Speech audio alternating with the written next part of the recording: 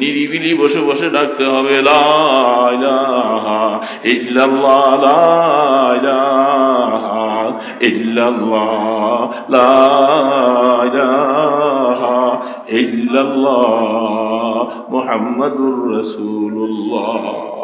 বাবা, মহব্বত তো এটা ভিন্ন একটা মাসালা। ইবাদত করার পরে যদি মহব্বত ছাড়া ইবাদত হয়, এটা শুকনা শুকনা হবে। শুকনা জিনিসের মধ্যে কোনো কিছু ভিজে না। মহব্বতওয়ালা সেজদা হবে, মহব্বতওয়ালা তিলাওয়াত হবে, মহব্বতওয়ালা জিকির হবে। যখন আল্লাহর মহব্বত দিলের মধ্যে যত বেশি আসবে, তখন তার ভয়ও দিলের মধ্যে ঢুকবে। ওয়া আম্মা মান খাফা মাকামা রাব্বিহি, আল্লাহু আকবার। আল্লাহ এই জন্য বলছেন আমার কাছে আসতে হবে, আমার সামনে তোমার হিসাব দিতে হবে। আমি আল্লাহ সেদিন কাজিউল কুজাত হব। আমি যখন আরশে আজিমের মধ্যে বসে হিসাবের জন্য বসবো, উম্মত এ আমার বান্দা আশা লাগবে আমার কাছে, কি হিসাব দিবা এই কথাটা মনে রেখা যদি হায়াতটা কাটাইতে পারো, দেখবা আল্লাহর মহব্বত দিলের মধ্যে ঢুকতে থাকবে। আল্লাহ পাকের ভয় অন্তরে আসবে, নামাজ ছুটে যাবে, গুনাহগার করবে, বেগানা নারী দেখলে চোখ উঠাবে, বসে বসে আরেকজনের নামে গীবত করবে, মিথ্যা কথা বলবে। আল্লাহর ভয় দিলে থাকলে এটা কোনোভাবে সম্ভব না, কোনোভাবে সম্ভব না। যখন এই অন্যায় কাজের দিকে নজর যাবে, সাথে সাথে খেয়াল হবে আমার আল্লাহ দেখে, কেউ নাই, কেউ খবর রাখে না, আমার মাওলা খবর রাখেন। আমি মাওলার কাছে যাব, কি নিয়ে যাব, কিভাবে মুখটা দেখাবো সেদিন। এই কথা যখন মনে আসবে, ওয়া আম্মা মান খাফা মাকামা রাব্বিহি ওয়া নাহান নাফসা আনিল হাওয়া, তখনই খায়সাতে নফসের থেকে নিজকে বাঁচানো সহজ হবে। যদি আল্লাহর ভয় আর আল্লাহর মহব্বত দুইটা একসাথে থাকে, তখন খায়সাতে নফসানি তাকে ধোঁকা দিতে পারবে। আল্লাহ পাকের ভয় অন্তরে আনতে হবে, বিকল্প কোনো পথ নাই, কোনো পথ নাই, যাওয়া তো লাগবে। এটার মধ্যে কোন রকমের দুই নম্বরই আছে, যাওয়া যাওয়া যেহেতু লাগবে, কি নিয়ে যাব আর কেমনে থাকবো সেখানে, এই কথাটা মনে রাখতে হবে। আকসিরু যিকরা হাদিমিল লাযাতিল মাউত, আল্লাহ রাসূল বারবার বলছে, উম্মত মৌতের নামে যেটা তোমার সমস্ত স্বাদ গুলাকে ধ্বংস করে দিবে, ওটাকে বারবার করে মনে করো, বারবার মনে করো। হায় মৌত, হায় মৌত, মৃত্যু, কেমনে মৃত্যু হবে, কবরে কেমনে পানি দিব, সেখানে থাকবো কি করে। এই কথা যত বারবার চিন্তা করবা, তত দেখবা আল্লাহর সাথে মহব্বত ভালোবাসা বেশি হবে। আর তো বাবা দোস্ত, নিরিবিলি আল্লাহর সাথে মহব্বত করা, এই এত বড় রাত, আমাদের রাতগুলি শেষ হয়ে যায়, গাফেলের মতো শুয়ে থাকে। ইচ্ছা করলে রাত্রে 4টা বাজে উঠা যায়। শীত তো মাত্র শুরু হয়েছে, আরো বেশি শীত হলে তো ফজরও কাজা হয়ে যাবে। এত আরামের বিছনার মধ্যে থেকে উঠি কেমনে, আরামের বিছনা ফেলে উঠি কেমনে। যখন কবরের চিন্তা অন্তরে ঢুকবে, সেখানে তোষক নাই, লেপ নাই, সেইখানে আমি কেমনে থাকবো, এই কথা মনে হলে রাত্রে উঠা সহজ হবে। কানু কালিলাম মিনাল লাইলি মা ইয়াহজাউন, আল্লাহ পাক বলে আমার কিছু সংখ্যক বান্দা আছে, তারা রাত্রে ঘুমায় কম, রাত্রে তারা কম ঘুমায়। কি করে? আল্লাহর কাছে মাফ চায়, ওয়াবিল আসহারি হুম ইস্তাগফিরুন, মাফ চাইতে থাকে।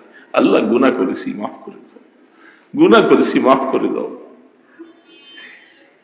ওই সময় উঠে 2-4 রাকাত নামাজ পড়ে আল্লাহ পাকের কাছে হাত তুলে, দিলটা নরম থাকে, চোখে পানি ছেড়ে দিবে।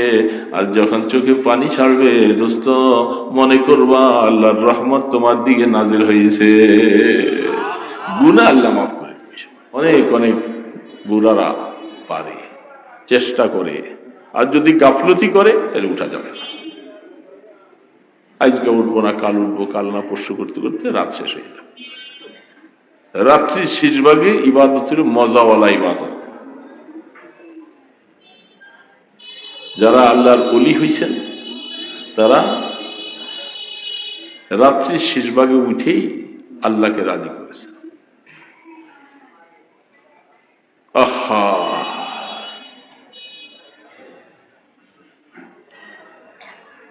আল্লাহু আকবার। আল্লাহর আরিফ আল্লামা জালালউদ্দিন রুমি রহমতুল্লাহ বলে, রিশতায়ে মা গর্দানামা আফগান্দা দোস্ত। ওজন কত তার শেরের। রিশতায়ে মা গর্দানামা আফগান্দা দোস্ত, মাবুমি বুরাদ হর যাকে খাতর খায়ো। তিসরেগা গর আবে জুয়াদ দর জাহাঁ, আবে দর জুয়াদ বাআলম তিসনেগা। আল্লামা রুমি রহমতুল্লাহ আলাইহি পাগল বলেন। দেখো, পিপাসিত মানুষ পানি তালাশ করে, এটা স্বাভাবিক, কিন্তু তার উল্টাটাও আছে। পানি অনেক সময় পিপাসিত ব্যক্তিকে তালাশ করে। কেমন এটা? আল্লাহ আল্লাহ পাক বান্দা আল্লাহকে তালাশ করে, আল্লাহকে তালাশ করে, মাওলাকে চায়, মাওলার রেজামন্দি চায়। মাওলাকে তালাশ করতে করতে এক সময় মাওলা বলে, বান্দা তোকেও আমি চাই।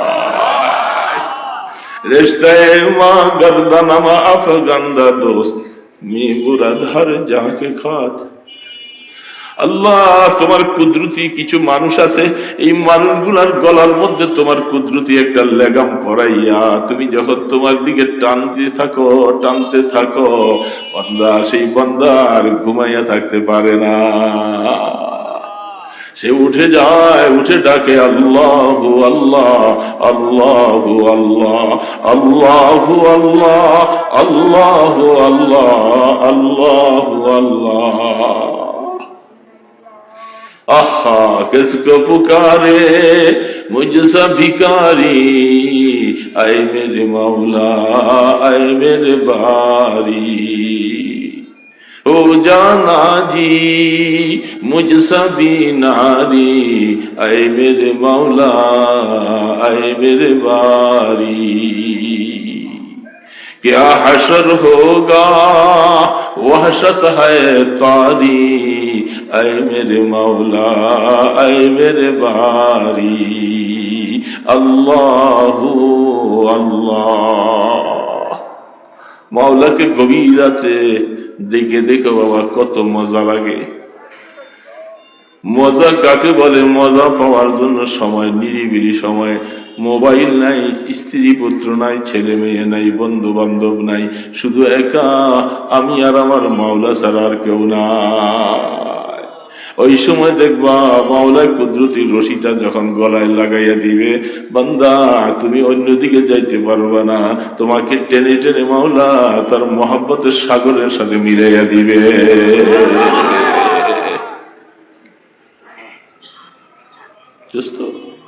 আল্লাহর মহব্বত অন্তরে, এটা সবচেয়ে বড় জিনিস। আল্লাহকে মহব্বত করবো না, রাস্তায় গাড়িতে চলায় ফেরায় সব সময় নিরিবিলি, সময় যেন আমার বেকার না যায়, আমার সময় যেন নষ্ট না হয়। কত সময় অযথা চলে যায়, গল্প গুজবে চলে যায়, মোবাইল দেখতে দেখতে চলে যায়। না দোস্ত, এটা হায়াতের একটা অংশ। এটা সম্পর্ক আল্লাহর কাছে আমাকে জবাব দিতে হবে। আমি এই সময়টা কোথায় কাটাইলাম, কোথায় কাটাইলাম? সেদিন তো বাবা আলেম নাই, ফাজল নাই, মুহাদ্দিস নাই, মুফতি নাই, ইমাম নাই, খতিব নাই, সামনে মাওলার সামনে যাওয়া লাগবে। কবরের মধ্যে প্রশ্ন তিনটা করবে, সেই প্রশ্নের জবাব যদি দিতে না পারি বাবা, এই বক্তাগিরির কোনো দাম হবে না। এই মুহাদ্দিসি নাম ফুটানের কি দাম হবে?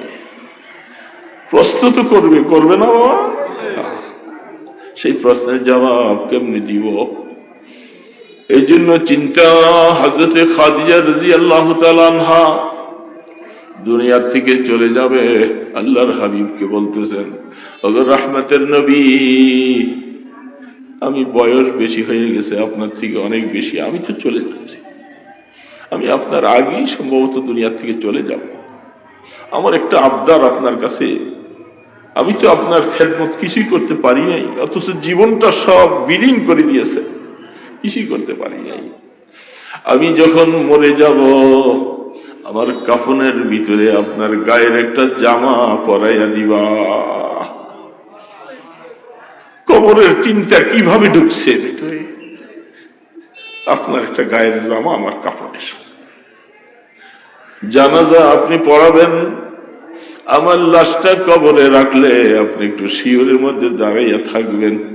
আপনার খাদিজাকে মুনকার নাকির প্রশ্ন করলে জবাবটা দিতে পারে কিনা আপনি একটু তালকিন দিয়া খাদিজাকে আপনি একটু বলে দিবেন। কবরের চিন্তা কিভাবে ঢুকছে?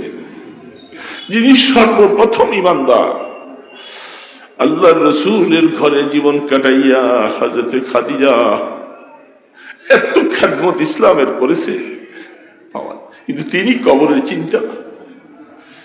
কবরের চিন্তা বিভোর হয়ে গেছেন।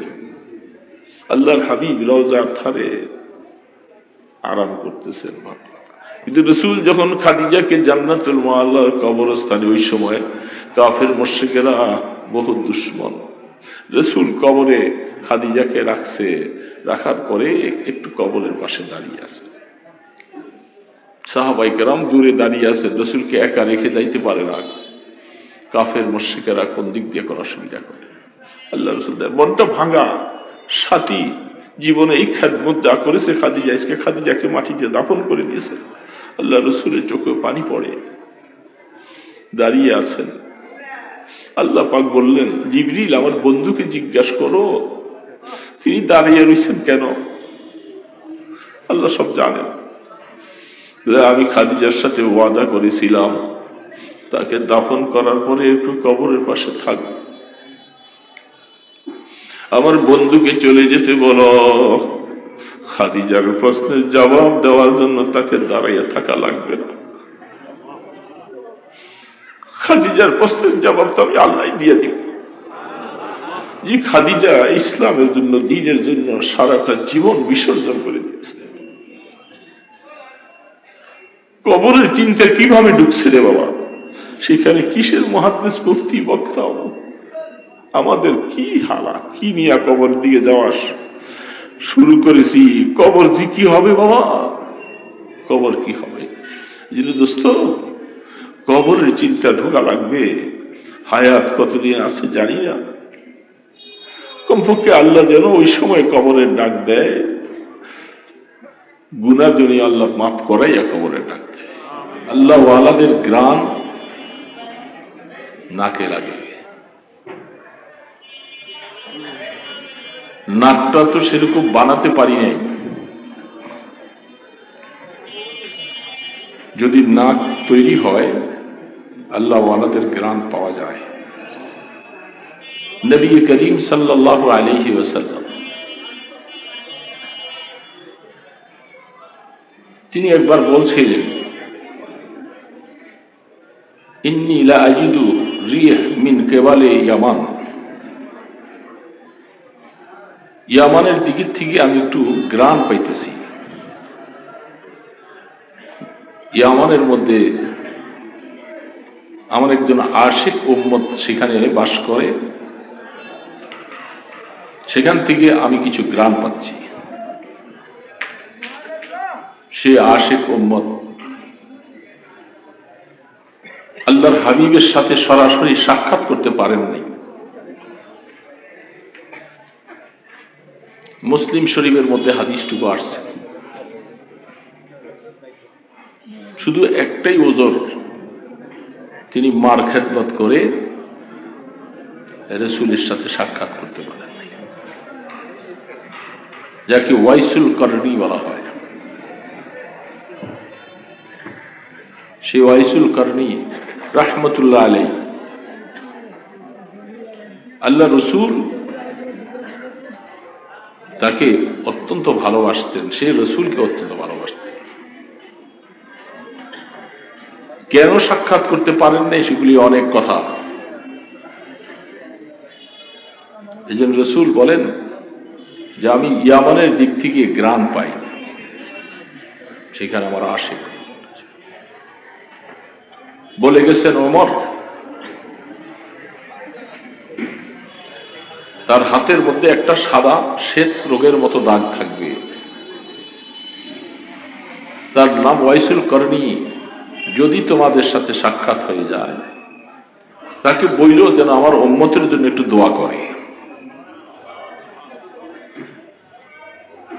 তুমিও তার কাছে দোয়া চাইও। দূরে ছিলেন, কিন্তু রসূলের সাথে সম্পর্কটা এত গভীর, যে সম্পর্কের কারণে আল্লাহ রসূল তার সম্পর্কেই কথা বলে গিয়েছে। হাদিসের পৃষ্ঠায় তার নামটা আসছে। সেদিকে আমি যাচ্ছি না, অনেক কথা। ব্যক্তির কারণে জায়গা দামি হয়। মদিনার মাটির কোনো দাম ছিল না। দোস্ত, আমি অল্প কয়েকটা কথা, মুসাফির মানুষ, অপরিচিত মানুষ, দুইটা চারটা কথা আল্লাহ পাক যা দিলের থেকে আনেন, সেটাই ইচ্ছা করে বলা যাবে না। সেই মদিনার মাটিটা এত দামি কেন? রহমতে দো আলমকে আল্লাহ পাক সেই জমিনে ঘুরাইয়েছেন, সেখানে কিয়ামত পর্যন্ত আরাম করাইতেছে। সমস্ত উলামায়ে কেরাম, মাযহাবে আরবার সকলের ঐক্যমতের ভিত্তিতে রহমতে দো আলম যে মাটিতে শুয়ে আছেন, সেই মাটিটা আল্লাহ পাকের আরশে আজিম থেকে বেশি দামি।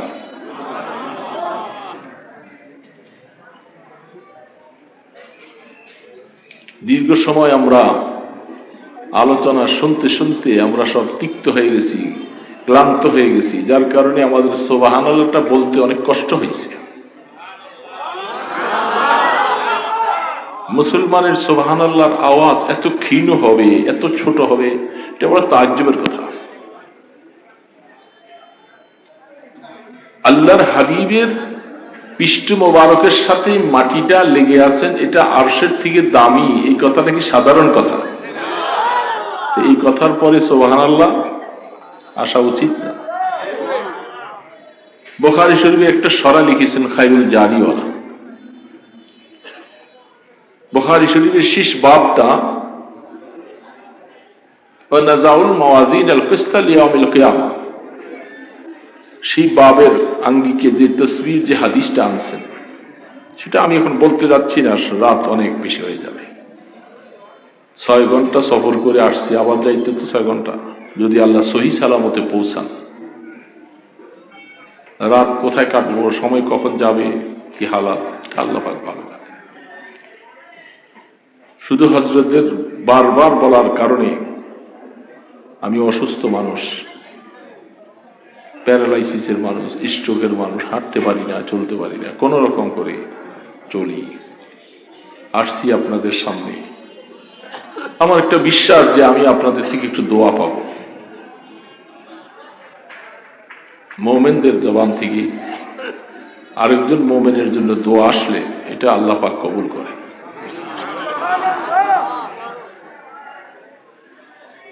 তো আল্লাহর হাবিব যেটাকে বিভিন্ন সময় বলে থাকে, শেখ সাদি রহমতুল্লাহ আলী বলছিলেন,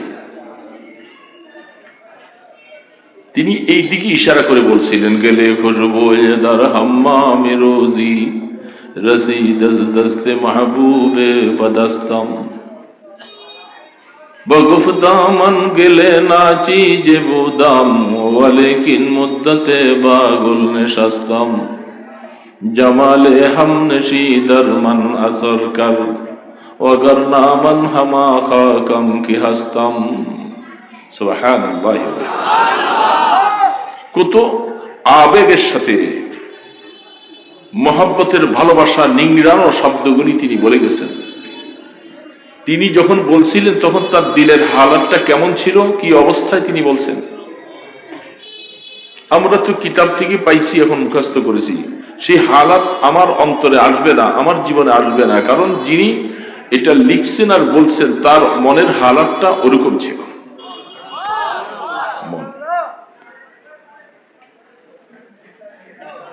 ঠিক তেমনি ভাবে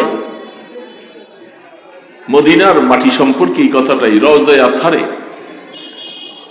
আল্লাহর হাবিবের রওজার ডান পাশে পিলার এবং বাম পাশে পিলারে মাঝখানে জালির মধ্যে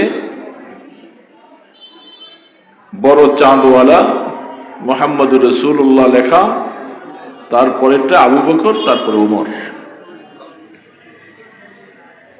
সেই জালির দুই পাশে পিলারের মধ্যে দীর্ঘ বৎসর আগে লেখা, যে মদিনার মানুষ, আরব দেশের মানুষ, তারা শিরক পছন্দ করে না, বেদাত পছন্দ করে না, এই সমস্ত ওয়ালারা সেই শের দুইটা, ছন্দ দুইটা লিখে রাখছেন আরবি ভাষায়। আমি 90 সালে প্রথম দেখেছিলাম, আল্লাহ পাক ওই সময় তৌফিক দিয়েছিলেন। তখন দেখি আমার অবাক লাগলো যে তারা কোন মন মানসিকতা নিয়ে এই দুইটা শের লিখে রাখছেন, ছন্দ দুইটা আরবি। যেখানে রওজা আতহারের উপরে কোরআন শরীফের আয়াত লেখা, ইয়া আইয়ুহাল্লাযীনা আমানু লা তারফাউ আসওয়াতাকুম ফাওকা সাওতিন নবী,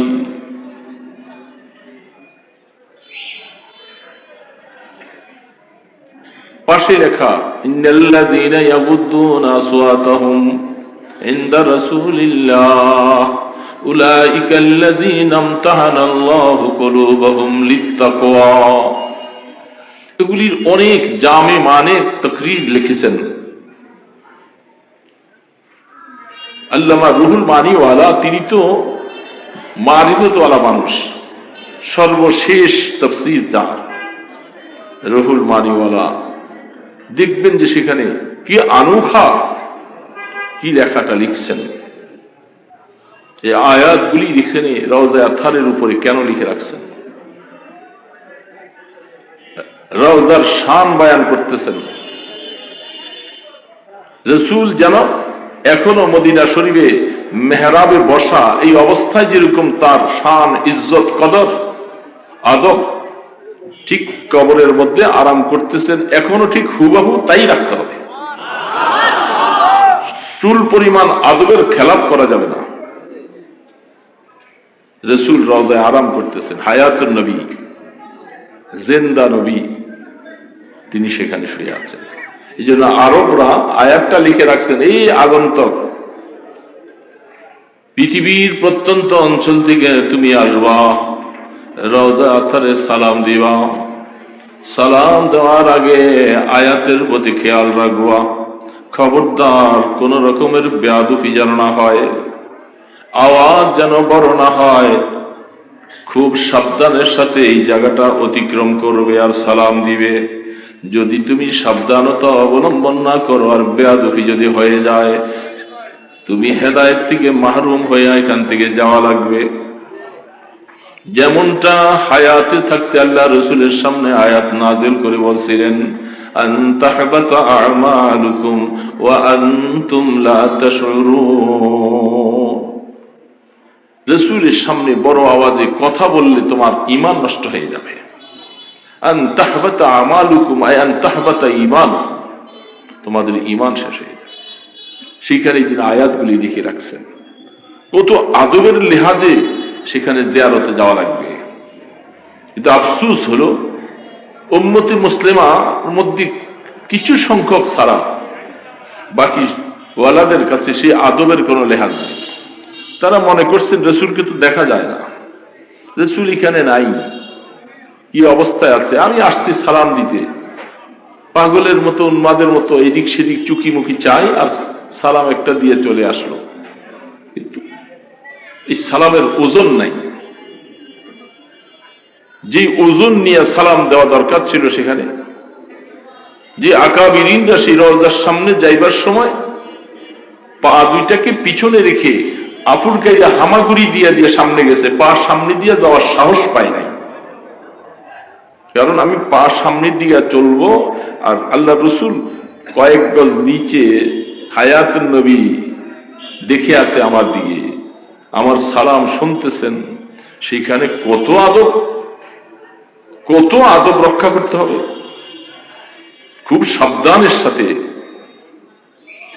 জুতাগুলাকে এক পাশে দূরে রাখা খুব সাবধানের সাথে মাথা নিচু করে রওজার সামনে যাইয়া শুধু মিডিয়াম আওয়াজে সালামটুকু দিব, আর খেয়াল এতটুকু আসবে যে আল্লাহ রসুল এখানে শুয়ে আছেন, বেশি দূর নয়। হায়াতুন নবী, আজ যদি আমি রসুলের সামনে হায়াতে যাইতাম, তখন সেখানে সাহাবায়ে কেরাম কি আদবের লেহাজটা করেছিলেন, সেটার যদি ব্যতিক্রম ঘটে তাহলে আমি সেখানে যাওয়া না যাওয়া সমান। এই জন্য দুই পাশে লিখে আছে, ইয়া খায়রা মান দুফিনাত বিল কায় আযমুহু, ইয়া খায়রা মান দুফিনাত বিল কায় আযমুহু, ফাতাবা মিন তিবিহিন্নাল কারবু ওয়াল আকামু। যারা বুঝে, যে আলেম বুঝনেওয়ালা, তিনি যখন সেখানে যায়া এই ছন্দটার দিকে নজর করে আর দিলটাকে যখন ওরকম বানায়, ঠিক এইখানে যা বলছে, আমি সেই পয়গম্বরে আরবির রওজা আতহারের সামনে আইসা দাঁড়াইছি, আমার মতো একটা নরাদম, আমি রসুলের একটা ছোট্ট নিকৃষ্ট একটা উম্মত, বহু দূর থেকে সফর করে আসছি, রসুলকে হায়াতে পাই নাই, আমি তার কবর মোবারকের সামনে আসার মতো তৌফিক আল্লাহ দিয়েছেন। আর সেখানে আইসা তিনি ওইটা দেখে দেখে পরে একবার দুইবার তিনবার পড়ার পরে অটোমেটিক আস্তে চোখের পানিগুলি জারজার করে পড়তে থাকে। কি বলছে ছন্দের মধ্যে, ইয়া খায়রা মান দুফিনাত বিল কায় আযমুহু, ফাতাবা মিন তিবিহিন্নাল কারবু ওয়াল আকামু। আরে মাটি, তুই মাটি, কোনো দাম ছিল না তোর, তুই একটা সাধারণ মাটি তো ছিলি। যখন তোর মাঝে আমার বন্ধু, আমাদের হাবিব আল্লাহর বন্ধু রওজায়ে আতহারের মধ্যে যখন তাকে শোয়াইয়া দেয়, মাটি, তোর দাম যে আল্লাহর আরশ থেকে বেশি হয়ে গেল। কেমন চেহারা, কেমন জাতকে তোমার সামনে শোয়াইয়েছি, ইয়া খায়রা মান দুফিনাত বিল কায় আযমু। তার ধারা সুগ্রাম মুখরিত। তখন নিজের হালাত বলতে বলতে বলেন, নাফসিল ফিদা, নাফসিল ফিদা লিকবরিন আনতা সাকিনুহু। ওগো রাসূল, আমি তো কিছুই নিয়ে আসতে পারিনি আপনার সামনে, শুধু এতটুকু আশা, আমার জীবনটা আপনার কদমের নিচে শেষ করে দেই, লুটাইয়া দিতে চাই। আপনার কদম মোবারকের নিচে আমার মতো গোলাম জীবনটা আমি বিসর্জন দিতে চাই। ওই জায়গার মধ্যে যদি আমার মৃত্যুটা হয়ে যায়, আমি বেশি খুশি হয়ে যাব। নাফসিল ফিদা লিকবরিন আনতা সাকিনুহু, ফীহিল আফাফু ওয়া ফীহিল জুদু ওয়াল কারামু। যার সম্পর্কে কোরআন আল্লাহ পাক বলছেন, যাকে রাউফুর রাহিম বলছেন, তিনি এত দয়ালু, এত মেহেরবান, সেই মেহেরবান দয়ালু পয়গম্বর আপনার জন্য আমি অদমের জীবনটা বিসর্জন দিয়ে যেতে চাই। এইভাবে পড়ে আর বারবার করে মনটাকে ওইভাবে তৈরি করে। যখন মনটা ওইরকম তৈরি হতে থাকে বাবা, তখন অটোমেটিক চোখের পানি পড়তে থাকে, চোখ জর্জর করে পানি পড়ে। রওজা পাকের সামনে, রাসূলের কবরের সামনে সালাম দিতে যায়, আর সেখানে তার মন কাঁদে না, চোখে পানি চাড়ে না, তাহলে তো বোঝা গেল মায়া এখনো আসে নাই, এখনো জীবন থেকে রসুলকে ভালোবাসতে পারি নাই। এই জন্য সময় করে জিয়ারতে যাওয়া লাগে, নিরিবিলি সময়, তাড়াহুড়ার সময় একদিক দিয়ে বাবু সালাম দিয়ে ঢুকবে আর ধাক্কা দিয়ে বের করে দিবে। নিরিবিলি সময় ঘুমটাকে নষ্ট করে রাত্রির বেলায় হোক, যেই সময় দরজাটা খুলে দিবে, তখন সামনে যাইয়া বাহিরে পিলারের পাশে আসতে চুপ করে দাঁড়াইয়া নিজকে আশেক বানাইয়া রওজার দিকে একটু করে চাকাইয়া আর এই ছন্দ পড়বে আর মনটাকে উজাড় করবে। রওজা পাকের সামনে যাইয়া তার মন কাঁদবে না, মন কাঁদবে না। সে কেমন আশেক হলো, কেমন আশেক, চুকি দিয়া চায়, ঝুঁকি দিয়া চায়, জুতাগুলি হাতে থাকে, এইভাবে চায় যেন মনে হয় সেখানে রসুল বৈশা রয়েছে দেখতেছে। আদবের লেহাজ থাকে না, এক একটা কদম সামনে যায়। আমাদের আকাবিরিনদের জীবনী তালাশ করে দেখেন, আউজাহুল মাসালিক মুআত্তার শরা লিখেছেন, ইমাম মালিক রহমতুল্লাহ আলাইহির জীবনী দেখেন। এত বড় ইমাম হওয়ার পরে মদিনা শরীফে যতদিন বার্ধক্য হয়ে গেছে, ৮০-৮৪ বছর বয়স, হাঁটতে পারে না। সবাই বলতেছে আপনি একটু সাওয়ারির উপরে হাঁটেন। তিনি বলে, মদিনার মাটিতে সাওয়ারির উপরে চলার মতো শক্তি আমার মালিকের নাই। আমি এখানে কেমনে সাওয়ারির উপরে উঠবো? রওজায়ে আথারে রসুল শুয়ে আছেন, আরাম করতেছেন, এই জন্য সেখানে পারে নাই। ইমাম মালিক রহমতুল্লাহ আলাইহি রওজায়ে আথারের পাশে বসে বসে হাদিস পড়াইতেছেন। ছাত্ররা দেখতেছেন হযরত কতক্ষণ পরে চেহারাটা মলিন হয়ে যায়, আবার পড়াইতেছেন, কতক্ষণ আবার দেখা যায় মলিন হয়ে যায়। সবক পড়াইতেছেন এই অবস্থায়। সবক শেষ হওয়ার পরে কামরায় যাইয়া ছাত্রকে বলছে, আমার জামাটা খোলো। খুলে দেখে যে একটা বিচ্ছু তার জামার ভিতরে ঢুকছে। এটা কিছুক্ষণ পর পর কামড় দেয় আর একটু কষ্ট পাইতে থাকে। ৮০টার মতো কামড় দিয়েছে পিঠের মধ্যে। এই অবস্থায়ও সবক সাইডা উঠে না। ছাত্র বলতেছে, হযরত আপনি প্রথমেই তো বলতেন। বলে, আমার ভয় লাগতেছে, হাদিসের দর্স চলতেছে রওজায়ে আথারে, হাদিসের গবেষণার মালিক শুয়ে আছে, কোন বেয়াদবি না যেন হয়ে যায়। আমার মতো ইমাম মালিক মরে গেলে কি আসে যায়, কিন্তু হাদিসের সাথে বেয়াদবি যেন না। কি বাবা, জিন্দিগির হালাতটা কি ছিল, কি ছিল তাদের? আল্লাহ রাসূলের আজমত আর বরত্ব দিনের মধ্যে এমন ছিল। আমরা সেই তো অবস্থা। এই জন্য মকিনের শরাফতের দ্বারা মকান শরাফত বলা হয়। যিনি মেহনত করে হুসাইন আহমদ মাদানী রহমতুল্লাহ আলীর সাথে শিষ্যত্ব করে জীবনটাকে এইভাবে করে, যিনি আজকে এখানে বাগান মাইয়া আরামে শুয়ে আছে, আমাদের কাছে তো এটার কোনো কদর নাই। সেই ব্যক্তি কি ছিল তার হালাত সম্পর্কে আমাদের কাছে মকিনের শরাফতের দ্বারা মকান শরাফত। দোস্ত, এই যে জায়গাটার মধ্যে বসছেন আপনারা, আমি আপনাদেরকে বলছি সামনে আগেইয়া বসেন। প্রত্যেকটা জায়গা আমার আমলের শাহাদত দিবে, সাক্ষী দিবে যে আমি অমুক জায়গায় বসে বসে দ্বীনের কথা শুনছিলাম, তেলাওয়াত করেছিলাম, তাসবিহ পড়েছিলাম, সুবহানাল্লাহ পড়েছি। এই জমিনটা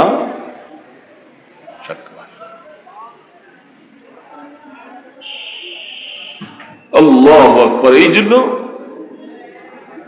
হযরতে কাব ইবনে মালিক রাহমাতুল্লাহ আলাইহি তিনি বলেন, আমি অনেক সময় মসজিদে নামাজ পড়তে গেলে জায়গা পরিবর্তন করে করে নামাজ পড়ি, কখনো এই জায়গায় কখনো ওই জায়গায়। প্রত্যেকটা জায়গা যেন আমার আমলের সাক্ষী হয়, আমার নেক আমলের সাক্ষী হয়। গুনার সাক্ষী যদি হয় জমিন, তো নেক আমলের সাক্ষী হবে না। এই জন্য যারা যেই জায়গার মধ্যে আমল করে, নেক আমল করার জন্য জিকির আজকার করে, সেই জায়গাটা তিনি দুনিয়া থেকে চলে গেলে ওই সময় কাঁদতে থাকবে।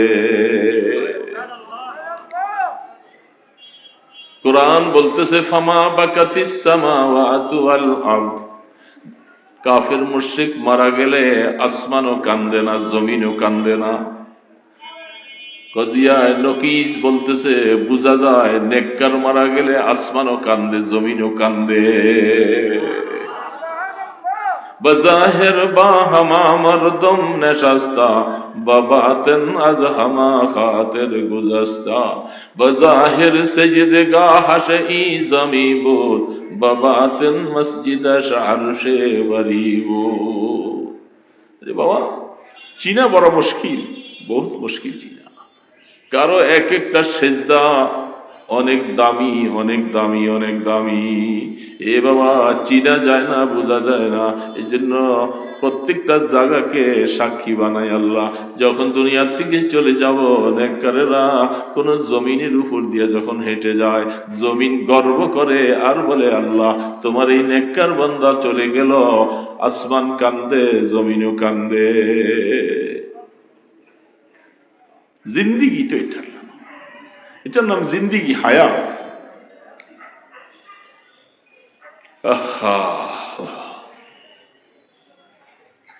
अब है जुस्तजो बहर इश्क की किनारा की, बस उसमें डूब ही जाना है, बस तुम्हें पार हो जाना।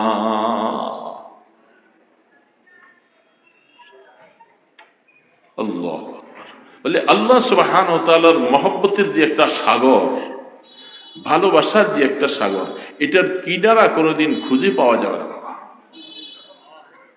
এটার কিনারা নাই। মহব্বতের প্রথম স্তর দখল করেছেন মুহাম্মাদুর রাসূলুল্লাহ সাল্লাল্লাহু আলাইহি সাল্লাম। আল্লাহ পাকের সাথে প্রেমের সম্পর্ক যা যা হওয়া দরকার, প্রথম মহব্বতের সাগরে ডুব দিয়েছেন আল্লাহর বন্ধু নিজে।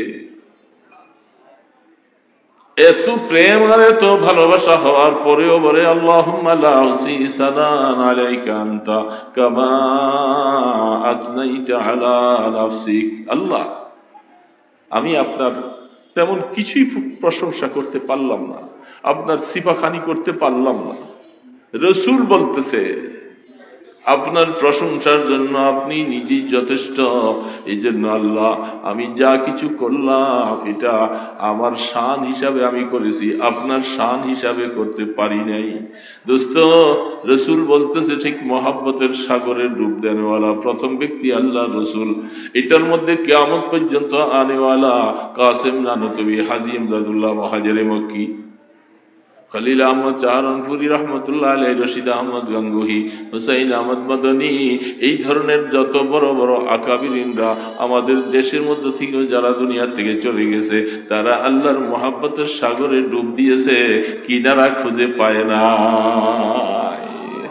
अब है जुस्तजो बहर इश्क की किनारा की, बस उसमें डूब ही जाना है, बस तुम्हें पार हो जाना। जिंदगी मोहब्बतेर सागरे डुबाइया दिते होबे, निरिबिली बसे बसे डाकते होबे, ला इलाहा इल्लाल्लाह, ला इलाहा इल्लाल्लाह, ला इलाहा इल्लाल्लाह মুহাম্মাদুর রাসূলুল্লাহ। বাবা, মহব্বত তো এটা ভিন্ন একটা মাসালা। ইবাদত করার পরে যদি মহব্বত ছাড়া ইবাদত হয়, এটা শুকনা শুকনা হবে। শুকনা জিনিসের মধ্যে কোনো কিছু ভিজে না। মহব্বতওয়ালা সেজদা হবে, মহব্বতওয়ালা তিলাওয়াত হবে, মহব্বতওয়ালা জিকির হবে। যখন আল্লাহর মহব্বত দিলের মধ্যে যত বেশি আসবে, তখন তার ভয়ও দিলের মধ্যে ঢুকবে। ওয়া আম্মা মান খাফা মাকামা রাব্বিহি, আল্লাহু আকবার। আল্লাহ এই জন্য বলছেন, আমার কাছে আসতে হবে, আমার সামনে তোমার হিসাব দিতে হবে। আমি আল্লাহ সেদিন কাজিউল কুজাত হব। আমি যখন আরশে আজিমের মধ্যে বসে হিসাবের জন্য বসবো, উম্মত, এ আমার বান্দা আশা লাগবে আমার কাছে, কি হিসাব দিবা? এই কথাটা মনে রাইখা যদি হায়াতটা কাটাইতে পারো, দেখবা আল্লাহর মহব্বত দিলের মধ্যে ঢুকতে থাকবে। আল্লাহ পাকের ভয় অন্তরে আসবে, নামাজ ছুটে যাবে, গুনাহগার করবে, বেগানা নারী দেখলে চোখ উঠাবে, বসে বসে আরেকজনের নামে গীবত করবে, মিথ্যা কথা বলবে। আল্লাহর ভয় দিলে থাকলে এটা কোনোভাবে সম্ভব না, কোনোভাবে সম্ভব না। যখন এই অন্যায় কাজের দিকে নজর যাবে, সাথে সাথে খেয়াল হবে আমার আল্লাহ দেখে। কেউ নাই, কেউ খবর রাখে না, আমার মাওলা খবর রাখেন। আমি মাওলার কাছে যাব, কি নিয়ে যাব, কিভাবে মুখটা দেখাবো সেদিন। এই কথা যখন মনে আসবে, ওয়া আম্মা মান খাফা মাকামা রাব্বিহি ওয়া নাহান নাফসা আনিল হাওয়া, তখনই খায়েশাতে নফসের থেকে নিজকে বাঁচানো সহজ হবে। যদি আল্লাহর ভয় আর আল্লাহর মহব্বত দুইটা একসাথে থাকে, তখন খায়েশাতে নফসানি তাকে ধোঁকা দিতে পারবে। দোস্ত, কথা বলবো না বেশি, রাত অনেক হয়ে গেছে। আল্লাহ পাকের ভয় অন্তরে আনতে হবে। বিকল্প কোনো পথ নাই, কোনো পথ নাই, যাওয়া তো লাগবে। এটার মধ্যে কোন রকমের দুই নম্বরই আছে? যাওয়া যাওয়া যেহেতু লাগবে, কি নিয়ে যাবো আর কেমনে থাকবো সেখানে, এই কথাটা মনে রাখতে হবে। আকসিরু যিকরা হাযিমিল লাযযাতিল মাউত। আল্লাহ রাসূল বারবার বলছে, উম্মত, মৌতের নামে যেটা তোমার সমস্ত স্বাদ গুলাকে ধ্বংস করে দিবে, ওটাকে বারবার করে মনে করো, বারবার মনে করো। হায় মৌত, হায় মৌত, মৃত্যু, কেমনে মৃত্যু হবে, কবরে কেমনে পানি দিব, সেখানে থাকবো কি করে। এই কথা যত বারবার চিন্তা করবা, তত দেখবা আল্লাহর সাথে মহব্বত, ভালোবাসা বেশি হবে। আর তো বাবা দোস্ত, নিরিবিলি আল্লাহর সাথে মহব্বত করা, এই এত বড় রাত, আমাদের রাতগুলি শেষ হয়ে যায়, গাফেলের মতো শুয়ে থাকে। ইচ্ছা করলে রাত্রে 4টা বাজে উঠা যায়। শীত তো মাত্র শুরু হয়েছে, আরো বেশি শীত হলে তো ফজরও কাজা হয়ে যাবে। এত আরামের বিছনার মধ্যে থেকে উঠি কেমনে, আরামের বিছনা ফেলে উঠি কেমনে। যখন কবরের চিন্তা অন্তরে ঢুকবে, সেখানে তোষক নাই, লেপ নাই, সেইখানে আমি কেমনে থাকবো, এই কথা মনে হলে রাত্রে উঠা সহজ হবে। আস্তাগফিরুল্লাহাল্লাযী লা ইলাহা ইল্লা হুয়াল হাইয়ুল কাইয়্যুম ওয়া আতুবু ইলাইহি। আস্তাগফিরুল্লাহাল্লাযী লা ইলাহা ইল্লা হুয়াল হাইয়ুল কাইয়্যুম ওয়া আতুবু ইলাইহি। লা হাওলা ওয়ালা কুওয়াতা ইল্লা বিল্লাহিল আলিয়্যিল আযীম। لا حول ولا قوة إلا بالله العلي العظيم. اللهم صل على محمد وعلى آله وأصحابه وبارك وسلم. اللهم صل على محمد وعلى آله وأصحابه وبارك وسلم. اللهم صل على محمد وعلى آله وأصحابه وبارك وسلم. الحمد لله رب العالمين. الحمد لله رب العالمين. اللهم لك الحمد كله ولك الشكر كله ولك الخلق كله ولك الملك كله بيدك الخير كله. أسألك الخير كله، أعوذ بك من شر كله. اللهم إنك عفو كريم تحب العفو فاعف. يا حي يا قيوم، يا حي يا قيوم، يا حي يا قيوم، برحمتك نستغيث، برحمتك نستغيث. أصلح لنا شأننا كله ولا تكلنا إلى أنفسنا طرفة عين. اللهم لا أحصي ثناء عليك أنت كما أثنيت على نفسك. اللهم آت نفسي تقواها، أنت خير من زكاها، أنت وليها ومولاها. فاطر السماوات والأرض، أنت وليي، أنت وليي، أنت وليي في الدنيا والآخرة. توفني مسلما، توفني مسلما وألحقني بالصالحين. مولاي كريم, বহু নেক জায়গা তোমার প্রিয় বান্দা এই সব কিছু রেখে তিনি কবরে আরাম করতেছেন। আল্লাহ আল্লাহ, আমরা সেই জায়গার মধ্যে এসে নিজেদের গুনাহগুলি নিয়ে আল্লাহ আপনার শাহী দরবারে মিসকিনের মতো দুইটা হাত তুলেছি। মাওলা, মাওলা আপনি রাজাদিরাজ, আপনি রহমান, আপনি গফফার, আপনি সত্তার।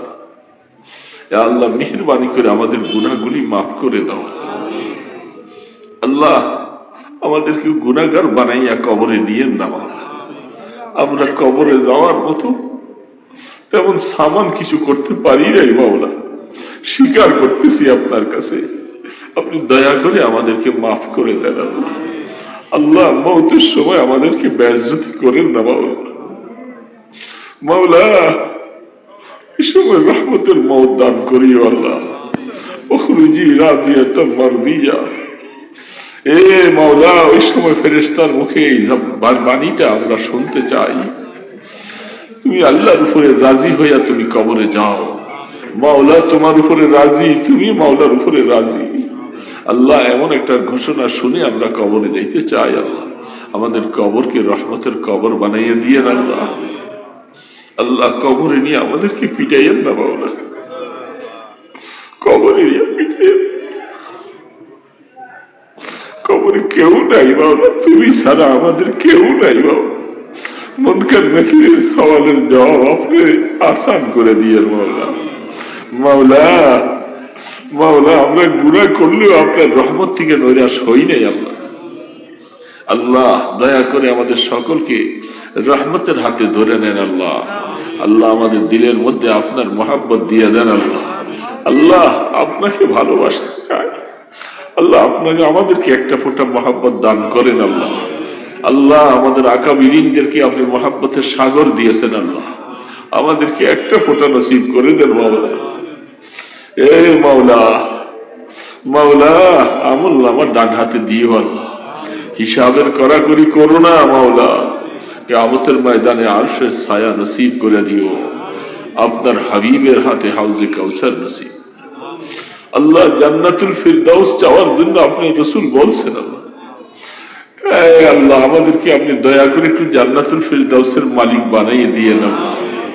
আমাদের মা বাবা, ছেলে মেয়ে, বিবি বাচ্চা সবাইকে নিয়ে জান্নাতুল ফিরদাউসের মালিক বানাই দিয়ে না আল্লাহ। আয় আল্লাহ, এই মাদ্রাসার প্রতিষ্ঠাতা হযরত, আল্লাহ তার কবরকে তুমি মুনাব্বার করে দাও আল্লাহ। তার রুহানি দোয়া আমাদের নসিব করে দাও ইয়া আল্লাহ। আল্লাহ, মাদ্রাসার যত জরুরিয়াত আছে পুরা করে দাও আল্লাহ। সমস্ত ছাত্র উস্তাদ সবাইকে আল্লাহ কবুল ফরমান আল্লাহ। মেহেরবানি করে ছাত্রগুলাকে আলেমে হক্কানি রব্বানি বানিয়ে দাও এ মাওলা। মাওলা, দয়া করে মেহেরবানি করে আল্লাহ আমাদের সকলের দিলের মধ্যে মদিনাওয়ালার মহব্বত দান করে দেন। আমাদেরকে মদিনার সফর করার তৌফিক দাও, আপনার বাইতুল্লাহর মুসাফির বানাও আল্লাহ। এই মাওলা, যারা যেতে পারে নাই তাদেরকে একবার হলো জীবনে নসিব করে দাও, যারা যেতে পারে নাই তাদেরকে একবার হলো নসিব করে দাও। আমরা জীবনে আপনার কাছে বারবারের সুয়াল করেছি, দয়া করে সুস্থতা দেন যেন যেতে পারি মাওলা। আল্লাহ, আপনি দয়া করে পুরা মজমাকে কবুল করে নেন আল্লাহ। যাকে ভালো লাগে তার উসিলায় আমাদের দোয়াগুলি কবুল করেন। লক্ষ কোটি দুরুদ সালামের হাদিয়া সোনার মদিনায় পৌঁছে দেন আপনার ইসমে আজমের উসিলায়, আপনার হাবিবের কদম মোবারকের উসিলায় আমাদের দরখাস্তগুলি কবুল ফরমান। সাল্লাল্লাহু তাআলা আলা খায়রি খালকিহি মুহাম্মাদিন ওয়া আলা আলিহি ওয়া আসহাবিহি আজমাইন বিরহমাতিকা ইয়া